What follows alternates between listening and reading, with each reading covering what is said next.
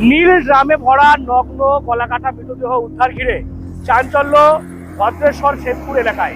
একেবারে যে দিল্লি রোডে আমি রয়েছি, এই দিল্লি রোডের ধারেই আজ সকালে স্থানীয় মানুষজন তারা একটি নীল ড্রাম দেখতে পায় এবং তাদের সন্দেহ হলে তারা পুলিশকে খবর দেয় এবং পুলিশ এসে তারা যখন এই দেহ শনাক্ত করে তখন দেখা যায় ড্রাম থেকে বেরিয়ে পড়ে একেবারে নগ্ন এবং ঝলসানো এক যুবকের মৃতদেহ। এখনো পর্যন্ত এই যুবকের নাম, বাড়ি, পরিচয় জানার চেষ্টা চালাচ্ছে পুলিশ। তবে যেমনটা পুলিশ সূত্রে জানা যাচ্ছে যে আজ সকালেই স্থানীয়রা রাস্তার পাশে জমিতে বস্তা বাঁধা অবস্থায় এই নীল ড্রাম দেখতে পায় এবং কাছেই যেমনটা আমরা জানতে পারছি রয়েছে শেরপুর ফাঁড়ি এবং ফাঁড়ি থেকে পুলিশ গিয়ে বস্তার বাঁধন খুলতেই ড্রামের ভেতর থেকে বেরিয়ে আসে যুবকের মৃতদেহ।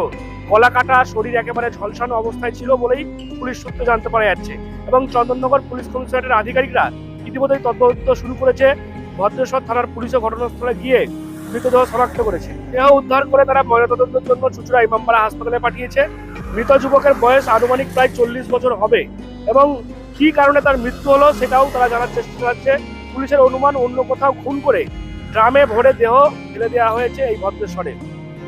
সব মিলিয়ে এই যে হাড়হিম করা ঘটনা, সেই ঘটনায় যথেষ্ট চাঞ্চল্য ছড়ায়। আজ সকালেই একেবারে দিল্লি রোড যে দেখতে পাচ্ছেন, সেই দিল্লি রোডের কাছে ভদ্রেশ্বর শেরপুর এলাকার ঘটনা।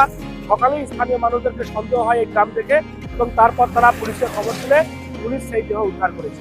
কি কারণে খুন, কোথা থেকে এই যুবক এখানে আসলো, সমস্তটাই খতিয়ে দেখছে চন্দননগর পুলিশ কমিশনারের আধিকারিকরা। আপনারা কি বলবেন এই বিষয় নিয়ে? অবশ্যই কমেন্ট করতে। এরকম আরো খবরে নজর রাখুন। ডিএনএন মালা সবার মনে সবার।